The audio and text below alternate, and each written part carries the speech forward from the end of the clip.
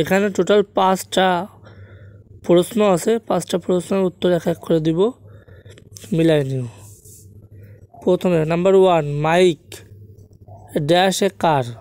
তো Mike have a car or has a car. আমরা subject প্রথমে সাবজেক্ট ডিসাইড করব, তারপরে ভার্ব সাবজেক্টের সঙ্গে মিলাই নিব। যেমন এখানে মাইক এটা সিঙ্গুলার না প্লুরাল, প্রথমে সেটা বুঝতে হবে। সাবজেক্ট মাইক এটা হচ্ছে সিঙ্গুলার, কারণ একটি নির্দেশ করতেছে, এই জন্য এর সঙ্গে ভার্ব যদি সিঙ্গুলার হয় তাহলে সাবজেক্ট যদি সিঙ্গুলার হয় তাহলে ভার্বও হবে সিঙ্গুলার। তাহলে এখানকার ভার্ব আছে সিঙ্গুলার কোনটা, হ্যাভ সিঙ্গুলার না হ্যাভ সিঙ্গুলার? অবশ্যই হ্যাজ সিঙ্গুলার, তাহলে মাইক হ্যাজ এ কার হবে। আচ্ছা গেল চলে। হ্যাভ কিন্তু হবে না, হ্যাভ প্লুরাল। এখানে যদি মাইক অ্যান্ড রহিম করিম থাকতো, মানে দুইজন হইতো, তাহলে আমি হ্যাভ নিতাম। একের অধিক হলে প্লুরাল হয়ে যেত, সেক্ষেত্রে হ্যাভ নিতাম। তো এখানে হবে has. Number 2, I dash a beautiful girl. I have or has. সাবজেক্টটা এটা সিঙ্গুলার না প্লুরাল?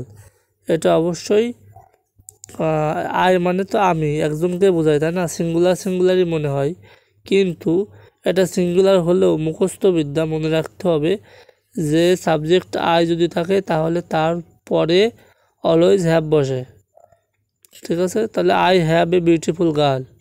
আমি উপরেরটা যেহেতু বলেছি যে সিঙ্গুলার হলে একটা হলে হ্যাজ বসবে আর দুইটা হলে হ্যাভ বসবে, এই জন্য বা 2 নম্বরে গুলিয়ে ফেলো না যে আই মানে তো আমি একজন, এই জন্য এখানে হ্যাজ হবে। কিন্তু না, আই সাবজেক্ট আই থাকলেই হ্যাভ হবে, মুখস্থ করে রাখবা, যে কোনো পরীক্ষায় এটা কাজে লাগতে পারে। এবং নাম্বার 3, মাইক অ্যান্ড অ্যামেলিয়া। এটা তো তোমাদের কাছে সহজই মনে হবে, কারণ এখানে 2 জন আছে, আমি একটু আগে এই কথা বলতেছিলাম। মাইক অ্যান্ড অ্যামেলিয়া 2 জন, তার মানে এরা হচ্ছে প্লুরাল। প্লুরাল হলে পারে ভার্ব কোনটা? সাবজেক্ট যেহেতু প্লুরাল, ভার্ব আছে এখানে হ্যাভ আর হ্যাজ, তাহলে হ্যাভ প্লুরাল না হ্যাজ প্লুরাল? এত বোকা তো তোমরা না, জানোই তো যে হ্যাভ হচ্ছে প্লুরাল, হ্যাজ হচ্ছে সিঙ্গুলার।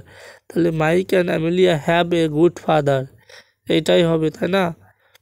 এইবার number 4, she must dash a backup plan. She যেহেতু সিঙ্গুলার, বললাম শি রহিম করিম যে কোনো নাম বোঝালে সেটা সিঙ্গুলার হয়। তাহলে সাবজেক্ট যেহেতু সিঙ্গুলার, তাহলে এখানে আমি উপরে যেহেতু বলছি যে সাবজেক্ট সিঙ্গুলার হলে ভার্বও সিঙ্গুলার হবে, তাহলে এখানে অবশ্যই হ্যাজ দিব। She must has a backup plan, তাই তো? আসলে ভুল গেছে, হবে না। শি যতই থাক, সিঙ্গুলার সাবজেক্ট আছে বুঝলাম, কিন্তু যদি শূন্যস্থান বা গ্যাপের আগে মডাল ভার্ব থাকে, দেখো মাস্ট আছে, মাস্ট হচ্ছে মডাল ভার্ব। কারণ may, might, can, could, must, shall, should, এইগুলো হচ্ছে মডাল ভার্ব। এইগুলো যদি থাকে, তার পরবর্তী যে ভার্ব হবে সেটা অলওয়েজ প্লুরাল হবে। প্লুরাল বলতে মানে প্রথম রূপ বসবে, সে ভার্বের প্রথম রূপ বসবে। এখন হ্যাভ থেকেই তো হ্যাজ হয়েছে, কারণ হ্যাভ, হ্যাজ, হ্যাড। হ্যাভ হলো প্রথম রূপ, হ্যাজ দ্বিতীয় রূপ, হ্যাড হচ্ছে তৃতীয় রূপ। এজন্য আমি মাস্ট মডেল ভার্ব থাকার কারণে এখানে আমার ভার্বের প্রথম রূপ হ্যাভ দিতে হচ্ছে, দ্বিতীয় রূপ হ্যাজ আমি ব্যবহার করতে পারতেছি না, যদিও এখানে শি রয়েছে। তো স্বাভাবিক নিয়ম অনুযায়ী এখানে শি মাস্ট হ্যাজ দিতাম আমরা, কিন্তু মনে রাখতে হবে মডেল ভার্ব থাকার কারণে এখানে আমি হ্যাজ দিতে পারবো না, এখানে আমাকে হ্যাভ দিতে হবে। She must have a backup plan, এটা হবে রাইট অ্যান্সার। এরপরে নাম্বার 5, নাদিয়া ডাজ নট বা doesn't dash a car. Have a car আর হ্যাজ এ কার, কোনটা হবে? এখন কথা হচ্ছে নাদিয়া তো সিঙ্গুলার, তাই না, একজন মেয়ে, তাহলে স্বাভাবিক নিয়ম অনুযায়ী এখানে হ্যাজ বসবে, সে তো উপরে আলোচনা করছি। Nadia doesn't has a car, sorry car না, ওটা ক্যাট, আমার ভুল হয়েছে। Nadia doesn't has a cat, উত্তরটা কিন্তু হয়নি, ভুল গেছে। কারণ দেখো এখানে নাদিয়া সাবজেক্টের পরেই কিন্তু আর একটা ভার্ব রয়েছে, ডু ভার্ব রয়েছে। ডু ভার্ব কি রয়েছে? ডু না থেকে আছে এখানে ডাজ, মানে ভার্বের পরে ইএস যুক্ত আছে, আর ভার্বের সাথে এস বা ইএস যুক্ত থাকা মানে সেটা সিঙ্গুলার ভার্ব। নাদিয়ার জন্য এখানে অলরেডি একটা সিঙ্গুলার ভার্ব রয়েছে, তাহলে পরবর্তীতে আমাদের আর সিঙ্গুলার ভার্বের দরকার নাই, কারণ পরাপর দুইটা সিঙ্গুলার ভার্ব বসে না। তো এই জন্যই যদি প্রথমেই সিঙ্গুলার কাউকে নিয়ে নেয় সাবজেক্ট, পরবর্তীতে আর সিঙ্গুলারের দরকার হয় না। এখানে বসবে নাদিয়া ডাজ নট অথবা ডাজেন্ট হ্যাভ এ ক্যাট। এখানে কিন্তু ভুলেও হ্যাজ দিও না। হ্যাজ যদিও সিঙ্গুলার, নাদিয়ার সাথে সিঙ্গুলারই যায়, কিন্তু ওই যে বললাম সিঙ্গুলারের কাজটা আগেই কমপ্লিট হয়ে করে দিয়েছে ডাজ এসে।